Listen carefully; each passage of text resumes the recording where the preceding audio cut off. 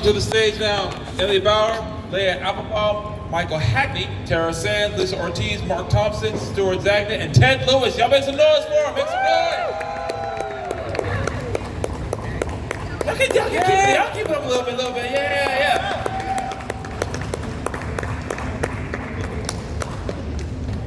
Awesome. Right, come on up. Woo!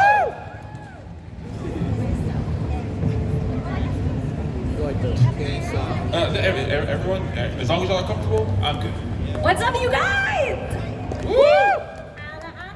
Guys, this is crazy. One at a time.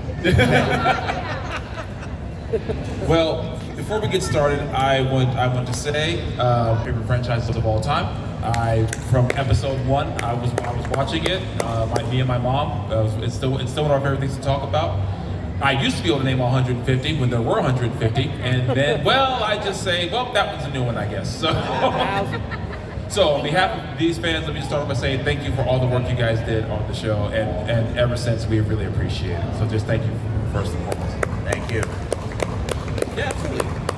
So first of all, how's New Orleans? How's NostalgiaCon treating you? It's been amazing. I had beignets yesterday at Cafe Du Monde. I'm very excited, and just kind of walked around. Went to the French Quarter last night for a little bit, had some dinner, and it's amazing. I've never been here before. It's fantastic. I have had the pleasure of visiting New Orleans since 1975 was the first time I was ever in the French Quarter in New Orleans, and over the years I've been here with touring shows. And now here with NostalgiaCon, and it never gets tired. I love it, and happy to be here. Yeah, we're all really happy to be here. Yeah, this was sort of my first time coming through and actually making New Orleans proper. If it is not, then I had such a great time that this is the first time I remember being in New Orleans proper. But so I also went and I got beignets. I went down, I listened to some jazz and did all that. I'm Lisa Ortiz, by the way. I don't know if everybody totally introduced themselves, so thank you. But yeah, super cool. I find it muggy. Muggy? Is That that too. buggy or muggy? Muggy. Both. Human. I love this city, but it is not good for my hair. Or mine? I don't have that problem. Okay, so jumping right into it, Pokemon is it's in the top 3 of probably biggest anime franchises ever, because A, it's still going on, and B, whenever anything new releases, it's still just so successful. How does it feel to know that that all of your work has such an impact on that? Because the American market, after it hit here, it really exploded, and all of you had a hand in that. How does it feel knowing that you contribute to its success and its continued success? One of my favorite things about Pokemon and having it run now, we're about to enter our 30th season, is that we're getting a multi-generational fan base. And in addition to kids that started this phenomenon 30 years ago, those kids have grown up, and we see some of them here in the audience, and those kids now bring their kids, and really understanding that, again, it's a multi-generational fan base and experience in so many different ways that people can bond over Pokemon, to me is one of the best parts. So really great.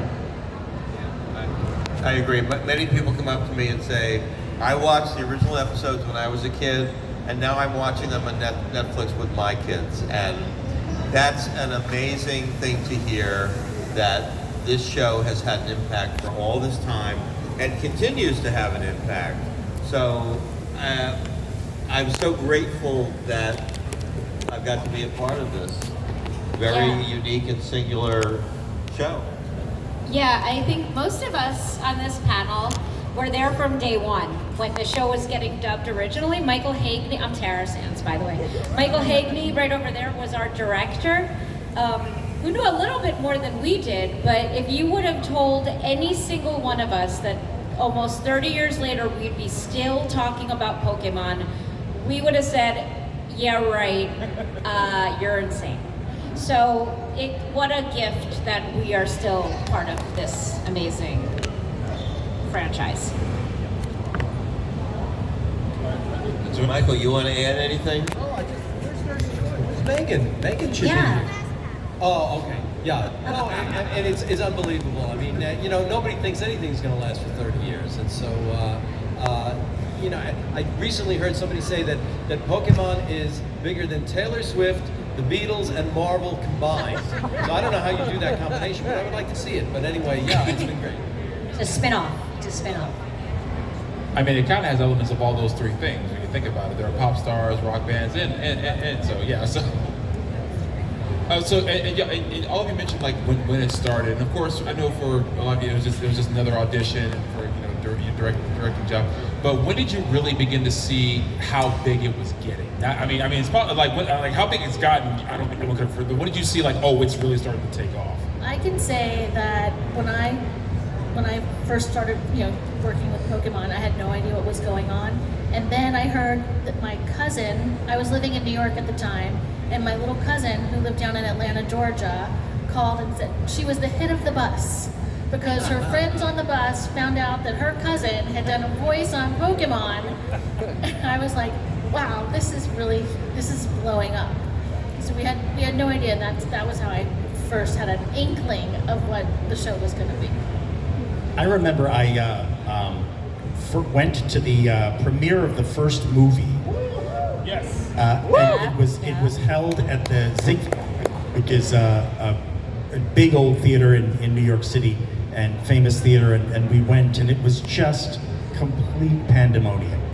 I mean, it was just, the kids were going completely crazy, and it was insane. And I was just like, oh, okay. So this is something big. So it was pretty amazing. Do you still have your jacket? I have my jacket. Do you have your No. jacket? I have I need to bring it up.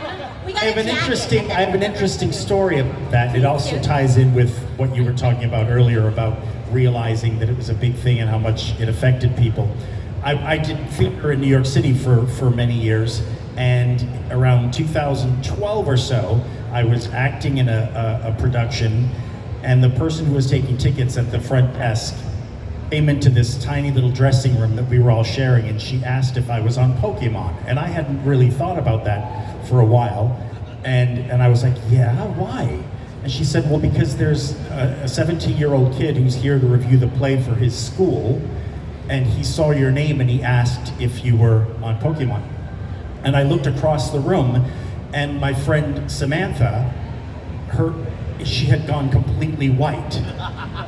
And come to find out, Samantha said, she came up to me, she couldn't believe it, and she said, that was my whole life as a kid. My whole life. It saved me as a kid. And that was the first time that I realized all those kids had started to grow up, and I was starting to work with them, different plays and whatever. But when I saw Sam, I had that jacket in my closet for years. And then I was like, now I know what I'm gonna do. And I gave it to her for her birthday. Oh. Yeah. When you say you're on Pokemon, it sounds like you're on a medication. Yes, yeah, that too.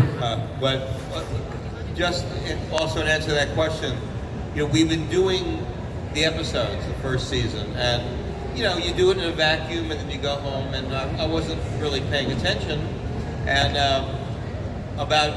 in the course of the first year, I was walking in Manhattan and passed a newsstand, and there was the current issue of Newsweek magazine, and on the cover of Newsweek magazine was Ash and Pikachu, and the headline was "The Pokemon Phenomenon" with an exclamation mark, and I stopped and said, I'm in the phenomenon? I mean, I'm reading it in black and white, and it wasn't until that it really occurred to me that that's how big this had gotten. And it's only continued to get bigger and bigger and bigger, so a big surprise. You guys brought up something interesting that I just a core memory that I just remember right now when you brought up the first movie, and I remember the hype around that because, like I said, me and my mom are fans. When that movie was announced, I said, "Mom, we're going." It wasn't a question of. I was like, I didn't say, "Can't we go?" I said, "Mom, we're going." It's the one time I ever demanded. I said, "Mom, going. And she was like, don't worry, yes we are. We're dragging your father, who didn't watch Pokemon, but he had to go. And it's a family activity. That's the thing. When they say fun for the whole family, there's really not a lot of things that you can nieces and give nephews. that title to. I was a big toy collector, stuff going on. Many stuff, and Pokemon included, went missing from my room, and I know who took it. When I ever asked my mom, was my sister and her children here? Yes. Were they in my room? Maybe. They were in there. I was like, call my sister, tell her I want this stuff back immediately. And then it was always like in their room, and half the time they would forget, and I had to go in and get it from them. But when you saw the hype of the movie, what did that do to all of you? You saw it's like they said, oh, Pokemon movie's coming out, and it wasn't just oh, Pokemon. No, it was like a Pokemon movie is coming out. How did that? What was it like seeing that reaction from the fans? We recorded the movie, the first movie at least, in a different place than we did the TV show. And it was in a much more, I don't know who remembers this, but it was in a much more professional feeling studio. And it was like, oh, what? Like the West Village or something? No, not the first movie. Was it in the Brill building? It just all felt different than what we had. Not that where we were recording wasn't nice, but it wasn't fancy pants.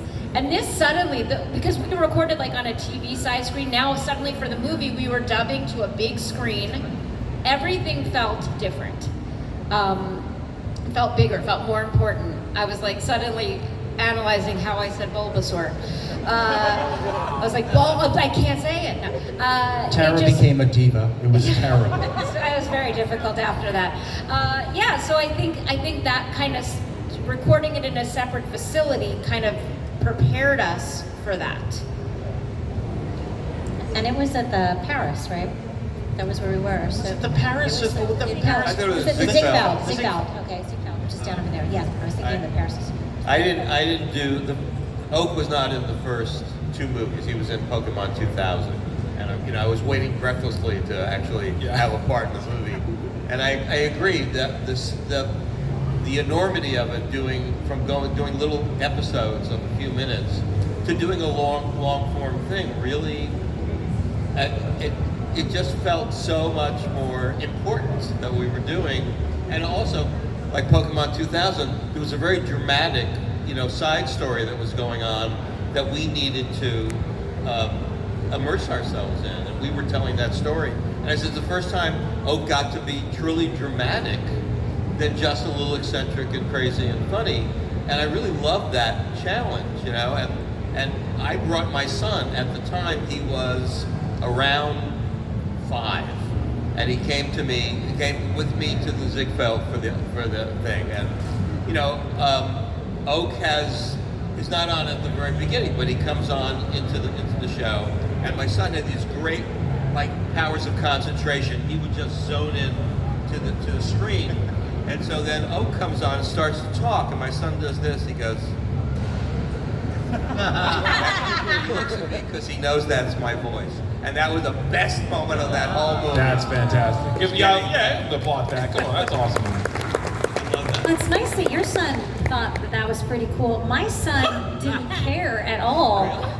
In fact, after school, he'd have to come with me to a recording session. Lying on the couch, and Lisa just I was like, who is the child sleeping? The worst thing that I could do to him to bring him to these recording sessions. He kind of would look up. Yeah, one eye open because he's so suspicious of what he thinks I'm doing for work. When my son was little, I heard him once tell another kid that for work his mommy sits in a box and talks to herself and hears voices. And, That's how I would describe me hearing what we did voices for a has long nothing time. to do with my job. But it's exactly right. And, but there was one day where I was helping out at his school. He was probably 1st or 2nd grade. And I hear one of the other little kids says, wait, your mom's on Pokemon? And all of a sudden, he was a little taller, and he kind of looked at me out of the corner of his eye, and he was like, yes. And I was like, yes, finally. But just like Stu, you know, being able to share what we love and what we do with our families or the people that we care about, and that includes all of you, is really, really important and really, really special. Coming to conventions and having an opportunity to spend time with people where Pokemon has meant a lot to them in different capacities is not something that we've always been able to do as well. So for me, I think really this explosion of the culture and welcoming us into that is a really big part of kind of like, when did you know? How did you know? So even recently, it's so lovely. And I just wanted to add, it's especially with the success of the first movie. I love Ted's story because that's super heartwarming. I took over after starting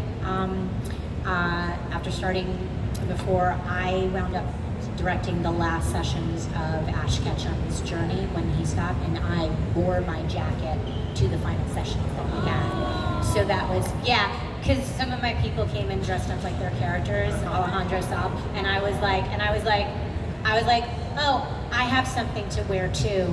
And then I turned around and they were like, okay, we have nothing to say to that. They're like, yeah, you win. But I do want to say something also, and it's also for everybody here. I just read an article recently that was about the success of anime, and especially anime and film. A lot of people know that Demon Slayer topped the charts and a bunch of stuff that happened. That Chainsaw Man, you know, like did so much.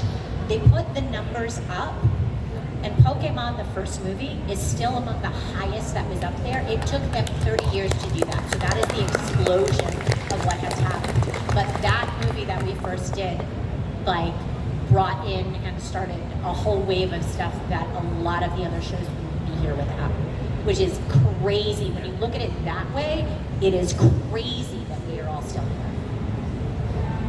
Dressing up like your character. That's a good idea. I may try that.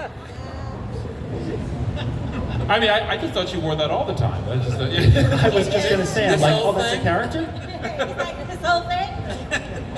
And actually, I was going to bring that because growing up, I grew up in the 90s, so I grew up on like Dragon Ball Z, Ronin Warriors, Sailor Moon, and all that stuff. I think is one reason, all reasons anime took off like it did. But I think when Pokemon came on the scene, it exploded like nothing else did. And then people started watching Dragon Ball Z, they started watching Sailor Moon. I think because of the success that Pokemon had, it's what really gave us things like Toonami and all that kind of stuff, because then everyone cared and everyone had to make it as good as what Pokemon was at that time, and still is. So, so unfortunately, we are running almost out of time. But I want to ask each of you, now that you're doing conventions, you're seeing the fans, 30 plus years of Pokemon, you're seeing the fans first and foremost. What is it like for each of you to see it face to face, what this anime, what this show, what your work has meant to so many people? It's really humbling because I always tell people when I first started working on Pokemon, I thought I was just doing the English language track for a Japanese cartoon, and if people couldn't understand Japanese, they would just watch the bonus feature. And so like, I really had no idea. And for me, it's just so humbling to see, kind of like what Emily was saying, just like how like there's parents coming that talk about their memories, but then there's like kids, and then sometimes I'll do the voices for the kids, and you see them like all of a sudden recognize it, and so it's very meaningful and very humbling. So, you know, when you're doing something like Pokemon, you know, everyone has something that they're passionate about when they're young, and they sometimes take that passion into their adulthood or what have you. And you know, we did this show, and we were really grateful to have something to work on because we were all young actors and not making a huge amount of money. And suddenly we were on this extremely popular show, and it was fantastic. And we were meeting all these great people doing the show. And you really don't realize, you know, having done the show so many years ago as a young person, you really don't realize how much that show is connecting to the people that really need it and love it, and how much they deeply love these characters and this show. So being able to come out and you know, it's proof every single time that one of you comes up to the table. where you're seeing people that are just so moved by what you did and so affected by it, and it really has meaning for them. And so it's gratifying because, you know, without a lot of these conventions, we wouldn't really know how much these shows truly meant to people. So that's an amazing thing to see. Yeah, just to elaborate and validate what Ted's saying, when we did the episodes, we did them in a vacuum. We're doing them in a little studio, and those days there was a director and there was an engineer and the three of us. So we did not have an audience. And if something happened that was funny, there might be a reaction from the two people in the booth, but that was it, and we moved on. So all those episodes and all those years that went by, we didn't ever engage with our audience. And through these anime conventions, we are meeting the audience that for us was silent all those years, and it's the best validation any performer can have. That proves to us that the work we did in that little booth all those years ago really had an impact. And I cannot even begin to express the gratitude I have getting that reaction from all the people that come up to us. And so, thank you. Yeah, all of that. You guys are so open and honest with us, and it's so appreciated. I meet so many kids who say, people who are adults now, and said, you know, I didn't have any friends when I was a kid, but I went to school and talked about Pokemon, and suddenly there were some people I could talk to about it, or I brought the cards in, and I suddenly had friends that I could trade with, and we just appreciate that so much. Or my parents were getting a divorce, and Pokemon was my happy place during that time. Thank you guys for sharing that. I feel like a very small cog in the bigger picture of all of this. But I'm glad I could be your babysitter for 20 minutes a week or whatever it was. And thank you, because you make this all this is icing on a very cool cake. Taryn, you're the best babysitter. You let us eat Helios and those Dino Nuggets. No, 20 minutes of Pokemon. One of the biggest themes of Pokemon is friendship. And in addition, you know, when you're talking about how does it feel with cons and coming out and having that explosion, like what does that mean? Friendship. I get to meet people and spend time with people that in my daily booth life, you know, alone and talking to myself, that I don't get to. So I get to see my friends and connect and build my own community, our own community. And so that really all-important theme of friendship in Pokemon is reflected and mirrored in us on stage, on screen, in front of the microphone, and now here with you guys. So thank you for that opportunity, truly. You guys put it all so well. I mean, it's been an honor. You know, it was something that I went in for, had an audition, got the role, thought, oh my God, I got work. This is amazing. And then I, went on about my life. And then years later, I got a few phone calls about, hey, you want to come out and do some conventions? Because this is something that's just so meaningful to people. And it's just been such an amazing experience getting to connect with you and to hear your stories and how it affected you. Because I had not been a part of it for a while. So it was such a wonderful surprise to reconnect and to get to talk to people about how it affected them in such a positive way. So I'm really grateful for that. Yeah, and I feel the same way as everybody who's up here. I like to tell people, like a lot of people come up and they say we grew up with Pokemon, and I'm like, I grew up in it. I don't remember anymore what it was like before that. Eventually I went on, and after sort of like the mantle had been handed down, I went on to direct later on. I went on to do a whole bunch of that. But, and that was a crazy, humbling sort of thing too. But I don't know, it's really cool. Who'd have thunk it? And also, I got really annoyed when Ash retired, because I pretty much thought that was my secret to eternal youth. And just messed up, man. That's it. Somewhere he's having a birthday, and I'm like, great, and now I gotta catch up. So that's the whole thing. But thank you, and thank you for everybody who comes out and just like all the variations of like love and awesomeness that we did not know we were putting out into the world. Oh, well, that's a tough one. I mean, you know, everybody works hard at their job. Everybody, you know, the fact that this was on TV and was an international thing is a big reason why we're here. But, you know, just imagine how you would feel if people, hundreds of people, maybe not today, but hundreds of people over the course, let's hope tomorrow, but, you know, thanked you and came up and were emotional, thanking you about something that you did 25 years ago. I mean, that's, you know, if you worked in a shoe store and somebody came in and said, you know, I bought a pair of sneakers when I was 12 and those sneakers, but really, seriously, that's what it is. And so it's a great feeling, and you fly around and you meet people, and everybody is so nice, and people say, you were a big part of my childhood. That's like a thing, right? Or how about you're my whole childhood? Yeah, and I always say, I hope it was a good part. Well, I think I was gonna say, well, I think I speak for pretty much everyone here that it was a really good part of our childhood. Yeah. It definitely stirred my imagination. It's one of the reasons I love to write to this day, because of stories I wanted to create for Pokemon. And so I started writing fan fictions, and I wrote a ton of fan fictions for Pokemon. So I really did. Like, they're still up to this day. Some of them are good. Some of them I leave up to punish myself, to remind myself that they were terrible. Legitimately, I'm like, this was so bad. I just want to delete it so I can remember this. You did this once. Don't ever do that again. But it really is a reason why I think the events like this actually happen. It's because of what Pokemon did. It brought so many communities together, so many different people together. I know I made tons of different friends that I don't think we would never have talked if they didn't seem like we're like have a Pokemon backpack or something. I was like Pikachu? Like, yeah. When I eat lunch? Yeah. All right, cool. So, and we're still friends to this day. So, on behalf of everyone here, I want to thank all of you for all your work, all that you did. Pokemon's one of the greatest franchises of all time, and we just thank you for the work, and we appreciate you every single day for what you guys did for us. Thank you. Ladies and gentlemen, thank you so much for attending this panel. The cast of Pokemon.